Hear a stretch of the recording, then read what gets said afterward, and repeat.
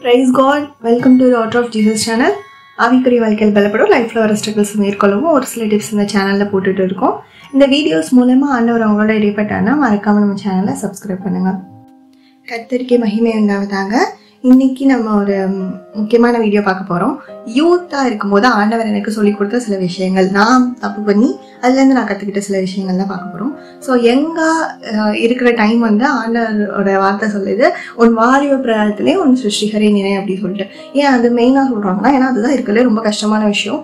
நான் வந்து ரொம்ப மோசம். என்னோட டீனேஜ் டேஸ்லாம் கேட்டிங்கன்னா சரியான ஜாலியாக எல்லாமே உலகத்தின் எல்லா இச்சைகளுக்குள்ளே நான் வாழ்ந்துட்டு இருந்தேன்.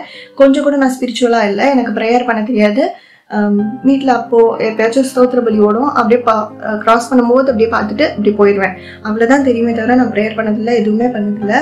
நான் வந்து அப்போ வந்து ஒரு வேதத்தில் ஒரு வசனம் இருக்குல்ல, கர்த்தர் இல்லை, தேவன் இல்லை என்று மதிகேடன் தன் மனதிலே சொல்லி கொடுக்குறேன். அந்த மாதிரி நான் மதிகேடத்தனமான ஒரு வாழ்க்கை வாழ்ந்துக்கிட்டு இருந்தேன். ஸோ எனக்கு வந்து எல்லாமே தெரியும். அந்த டைம்ல என்னென்ன டிஸ்ட்ராக்ஷன் வரும், நம்ம மைண்ட்ல எவ்வளோ போராட்டங்கள் வரும், பாடியில் எவ்வளோ சேஞ்சஸ் வரும், இது எல்லாமே தெரியும்.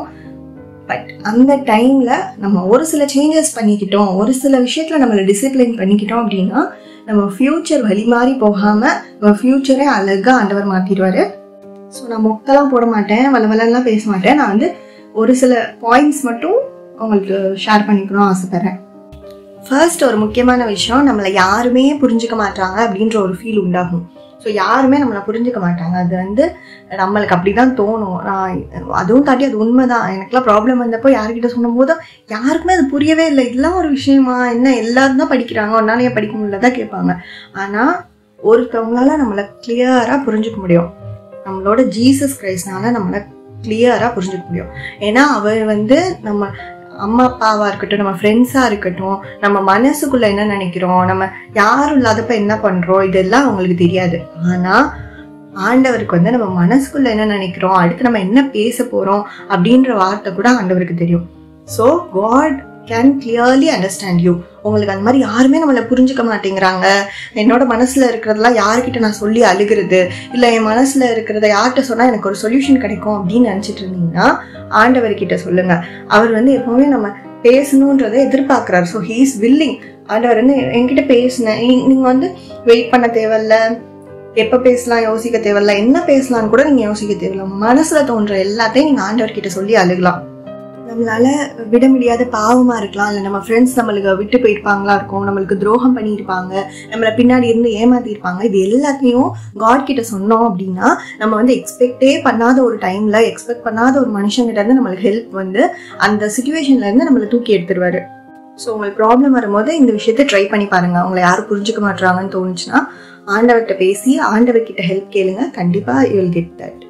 அப்புறம் ரெண்டாவது விஷயம் என்னன்னா, டெய்லி நீங்கள் காலையில் எந்திரிக்கும் போதும் நைட்டு தூங்கும் போதும் இல்லை எந்த விஷயம் பண்ணும் போதும் ஒரே ஒரு நிமிஷம் ரொம்ப அப்படியே உட்காந்து டீப்பாலாம் ப்ரேயர் பண்ணலாம். ஒரே நிமிஷம், ஏசப்பா நான் இன்னைக்கு காலையில் எந்திரிச்சிட்டேன், இந்த டே நீங்கள் பார்த்துக்கோங்க. மதியானம் சாப்பிடும்போது ஏசப்பா நீங்கள் எனக்கு சாப்பாடு கொடுத்துருக்கீங்க, தேங்க்யூ. அதே மாதிரி ஒவ்வொரு விஷயம் நம்ம பண்ணும்போதும் ஜஸ்ட் ஒன் லைன் கூட போதும், ஒன் லைன் ஆரோ ப்ரேயர் போதும், டக்குன்னு அது காடை போய் ரீச் ஆகிடும்.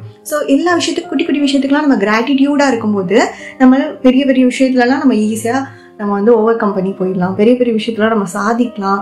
ஆண்டவர்கிட்ட கிராட்டிடியூடா இருக்கிற ஒரு விஷயத்த பழகிக்கலாம். Third thing, learn to say no. இது கொஞ்சம் டிஃப்ரெண்டா இருக்கலாம், பட் இதுதான் உண்மை. நம்ம சரியான நேரத்துல நம்ம மனுஷங்களை ஹர்ட் பண்ணிடுவோமோ அப்படின்னு நினைச்சு நிறைய நேரத்துல நம்ம ஃப்ரெண்ட்ஸ் மூலமா ஏதாவது ஒரு பாவமான விஷயம் நம்மளை பண்ண கூப்பிடுறாங்களோ இல்லை ஏதோ ஒன்று பண்றாங்கன்னா நம்ம அந்த டைம்ல அச்சுச்சோ இதனால நம்ம ஃப்ரெண்ட்ஷிப் கெட்டு போயிருமோ, இதனால நம்மளை யாரும் சேர்த்துக்க மாட்டாங்களோ, நம்ம கூட யாருமே கூட இருக்க மாட்டாங்களோ, இப்படிலாம் நினைச்சிட்டு நம்ம அந்த டைம்ல நோ சொல்லவே மறுத்துடுறோம். பட் நம்ம வந்து காட் ப்ளீஸரா தான் இருக்கணும், நம்ம பீப்புள் ப்ளீஸரா இருக்க தேவையே இல்லை. ஏன்னா பீப்புள் எல்லாருமே ஒரு டைம்ல மாறி போயிடுவாங்க. யாருமே நம்ம கூட பெர்மனண்டா நம்ம கூட டிராவல் பண்ண போறதே கிடையாது. ஸோ நம்ம வந்து அந்த டைம்ல பீப்புள் ப்ளீஸரா இல்லாம ஆண்டவருக்கு அது பிடிக்காதுன்னு தெரிஞ்சு நம்மளுக்கும் அது வேணாம் அப்படின்னு உள்ள இருந்து ஹோலி ஸ்பிரிட் சொல்ற மாதிரி நம்மளுக்கு ஃபீல் ஆச்சுன்னா learn to say no at that time. இல்லை நான் வரல, நான் நெக்ஸ்ட் டைம் வரேன், இந்த மாதிரி ஏதாவது சொல்லிடுங்க. இந்த விஷயம் நம்ம பண்ணிட்டோம்னா நிறைய பிரச்சனையில நம்ம உலாம நம்ம தப்பிச்சிடலாம். ஆனால் இந்த மாதிரி ஒரு நேரத்தில் நம்ம அவங்க கிட்ட நோ சொல்லாமல் சரி ஓகே அட்ஜஸ்ட் பண்ணிக்குவோம் அட்ஜஸ்ட் பண்ணிட்டு அடுத்து வந்து காட்ட மன்னிப்பு கேட்டால் காட் மன்னிச்சிருவார்ல இப்படின்னு நினச்சி நம்ம அட்ஜஸ்ட் பண்ணுவோம், மனுஷங்களுக்காக பண்ணுவோம்னு நினச்சிட்டே இருந்தோம்னா நம்ம கால் வந்து ஏதாவது ஒரு வலைக்குள்ளே சிக்கிக்கும். ஆனால் ஆண்டவர் வந்து சொல்றாரு, உன் கால்களை மான் கால்கள் போலாக்கி உன்னை ஏர்ஸ்தலங்களில் உன்னை நிறுத்துவேன் அப்படின்னு சொல்லிட்டு.